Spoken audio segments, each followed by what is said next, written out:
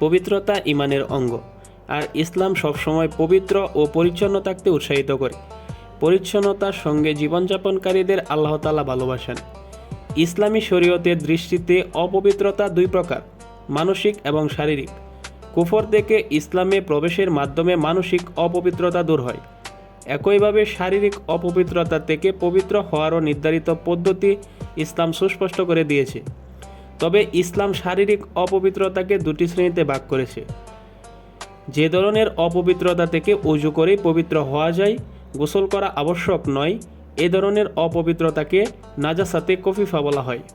যে ধরনের অপবিত্রতা থেকে গোসল ছাড়া পবিত্র হওয়ার উপায় নেই, তাকে নাজাসাতে গালিজা বলে। পুরুষ নারীর এমন কিছু গোপন বিষয় আছে যেসব কারণে অপবিত্র হলে গোসল না করা পর্যন্ত শরীর পবিত্র হয় না। এ ধরনের অপবিত্রতা থেকে পবিত্র হওয়ার জন্য গোসল করা ফরজ। প্রশ্ন হলো, ফরজ গোসল কি দেরি করে করা যায় নাকি সঙ্গে সঙ্গেই করে নিতে হয়? ফরজ গোসল যথাসম্ভব দ্রুত করে নেওয়া মুস্তাহাব বা ভালো, ওয়াজিব বা আবশ্যক নয়। ফরজ গোসল এত দেরি করে করা উচিত নয় যে পরবর্তী ওয়াক্তের নামাজ কাজা হয়ে যায়। নামাজ কাজা করা নিঃসন্দেহে কবিরা গুনাহ।